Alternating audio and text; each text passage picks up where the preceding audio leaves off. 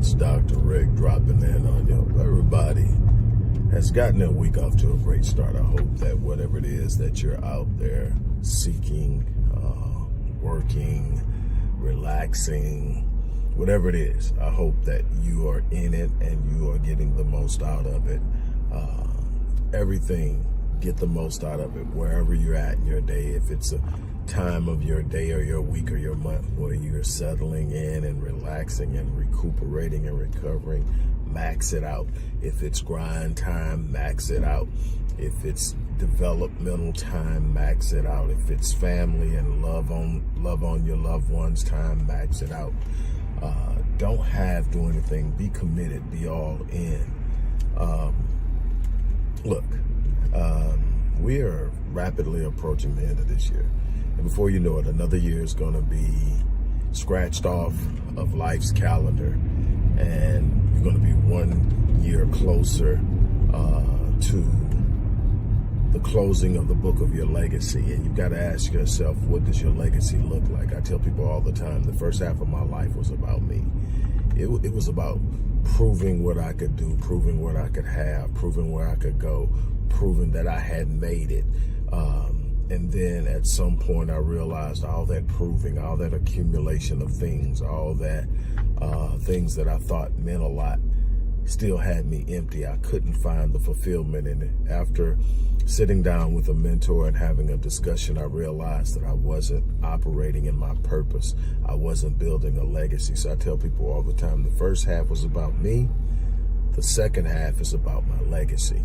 What am I leaving behind that will speak of me after I'm gone? That's what a legacy is. A legacy is that thing that you do so emphatically and so intensively that it has such an impact on the life of the people you encounter that it speaks of you through them after you're gone. And you've got to ask yourself, what am I doing to build my legacy? Am I building a financial legacy? Am I building a legacy of a tight-knit, well-loved, and prepared family? Am I building a legacy as an advocate in my community? Am I building a legacy as a spiritual leader? Am I building a legacy as a man or a woman of high integrity? All of these things are things that you could be focused on and doing. Find your place, find yourself, find that you need to be doing that. And whatever it is, do it well. I want to encourage you.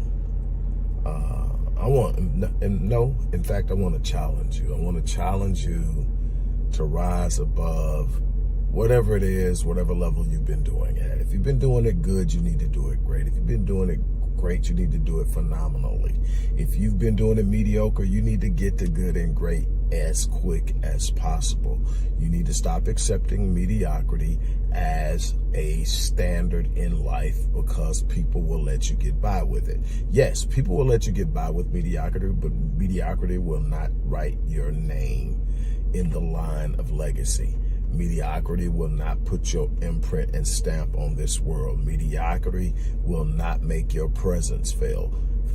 You're going to have to step up. You're going to have to rise up. You're going to have to be willing to go out there and do something other than what you've been doing. Stop playing it safe. Stop putting it off. Stop procrastinating. I mean, I see so many people, well, when this happens, when that happens, I've got to do this first. I need to save up this. I don't have enough for that. When I do this, when the kids get this old, all these different reasons why you're not getting it done. If the opportunity is in front of you, the opportunity is for now. Every day that you let that opportunity sit there, it diminishes and eventually its shelf life expires and it's gone. And you're sitting up and you're going to have to wait for another opportunity that may not be as good or may have a harder road to toe because you're sitting up there looking for the perfect timing, which does not exist, the perfect opportunity, which does not exist.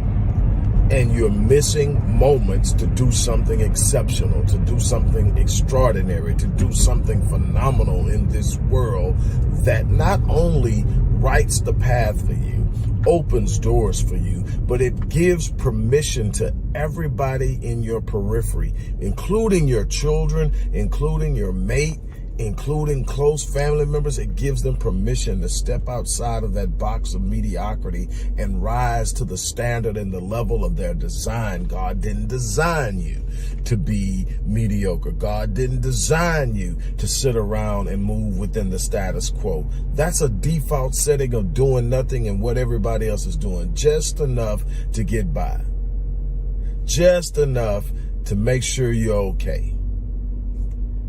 You're going to have to brush off that old passion you had when you were a kid, before life happened to you, before everybody started telling you what you couldn't do, before everybody started putting you inside of boxes. That dream you had, be an astronaut, be a physicist, be an athlete, whatever it is, dust it off, because even if you think the time is gone, there's still a passion within the seed of that desire that has not yet been planted and cultivated. And you may not be an athlete, but you may become one of the greatest trainers of athletes that the world has ever seen, because that passion still sits there.